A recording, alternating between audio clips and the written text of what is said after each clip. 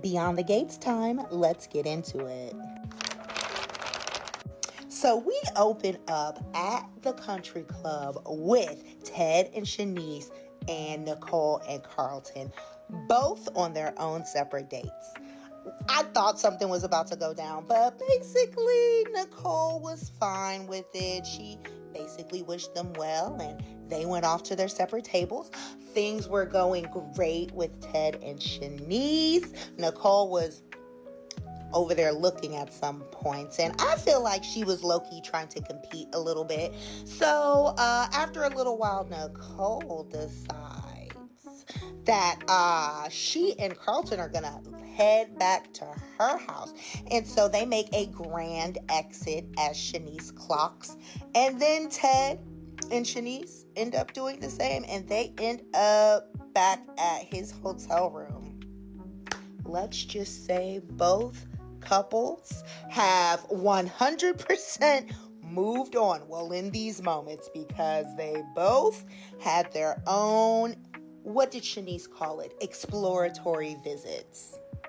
We also saw Lynette today. She is working with Tomas on this embezzlement case, I think it is, against her former employer. So we saw Lynette meeting up with Haley at Orphey Gene's, and Lynette is anxious over her case, and she done talked Haley into basically trying to convince Bill to do this pro bono to the tune of $17,100. Good luck, Haley. We saw Elon pay a visit to Joey at the casino because he is digging for information on this, let me get it right, red market blood plasma scheme that is going on. This is the case that Jacob is going to be doing undercover work for. And it sounded like Elon was trying to, number one, see if Joey was involved in any way, and also to get some information on what Jacob is dealing with. Joey maintains that he is not involved, but he has heard of this little ring, and the person in charge is called the Impaler. But he's never met this person, and he warns Elon that, Jacob needs to be warned about what he is walking into. So this case is going to be very dangerous from what I am surmising based on these conversations. We also see Smitty and Jacob meeting up at the country club bar. Their in-laws are not paying them any attention because they're on their own separate dates. But come to find out, this is why Smitty was on his phone so much yesterday. He is the one who gave the lead to Jacob, and Smitty wants in on the case.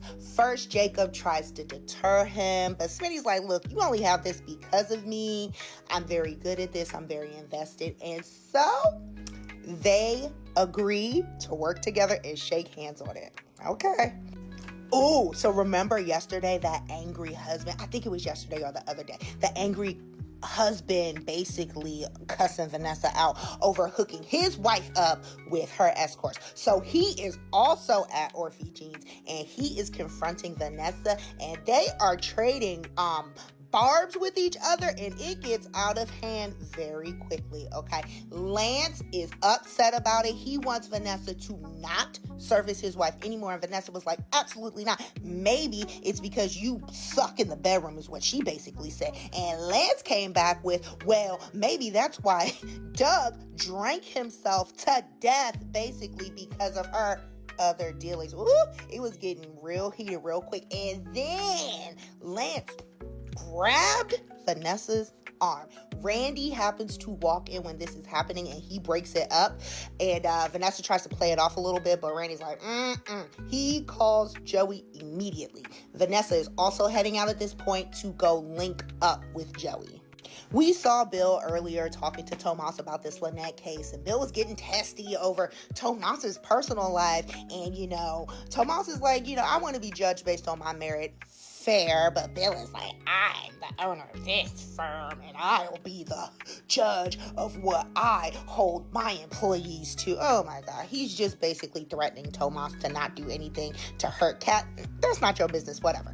So then Tomas leaves, and he goes over to Orphey Gene's. He actually runs into Haley. Haley advises him just to do what Bill says and go back to the office and work so you can, be on good terms with him. And then after Tomas leaves, Randy comes over, and he and Haley start talking about their grand scheme again. Number one, this is supposed to be secret. I don't think it's a good idea for you guys to be meeting up in public, but whatever. They talk about that, and Haley updates him on how Lynette basically worked her, and he said, you were stupid for that.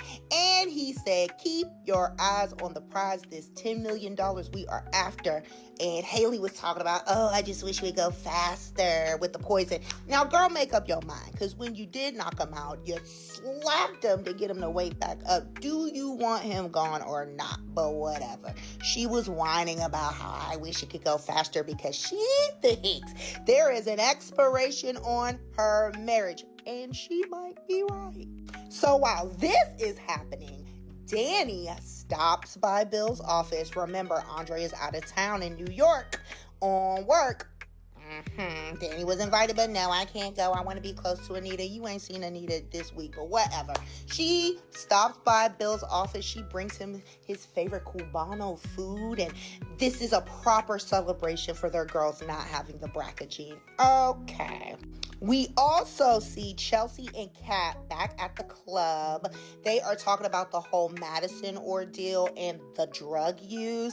And Kat was like, well, Chelsea, Madison is not used to this side of you. She's only seen the super perfect, I'm in a relationship, I'm in love side, and not this wild and crazy side. And Chelsea also feels like she is not being her full self right now. So I am interested to see where this dynamic goes, because I don't think it's going to be good for Madison and Chelsea. Kat, being the permanent investigator, peeps Jacob and Smitty at the bar, and she tells Chelsea, I saw them together, like, what do you think they're doing? Blah, blah, blah. So they go over to Jacob and Smitty and start prying, but Jacob and Smitty are on the same page. They come up with a little brother-in-law handshake. It was real corny, but whatever.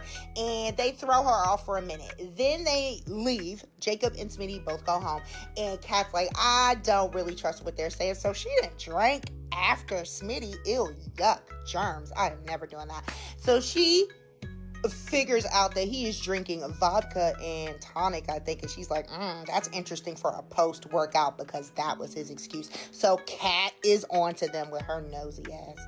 So Vanessa goes to see Joey, and he already knows what happened, but she's trying to play it off, and he sees the bruise, and he said, how did that happen? And she said, I was clumsy and I fell. And he's like, you walk in heels too good for me to believe that, so why don't you tell me what really happened so he can basically address it? And I would be down for that. I'm like, Joey, go get him.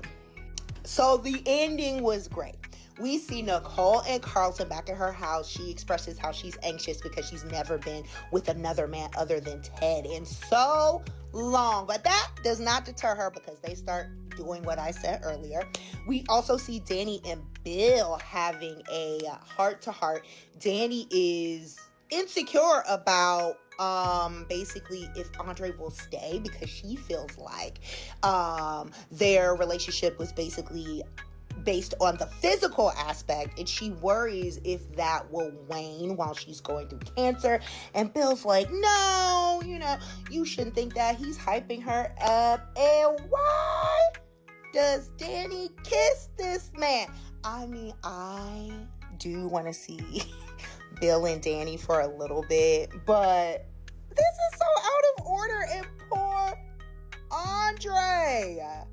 So that was basically it for today. And like I said, I am excited to see the Bill and Dani dynamic in real time. But I feel horrible for Andre. Like, if you were not going to value his heart, you should not have gone along with this. If you were still hung up on Bill, just go be with Bill.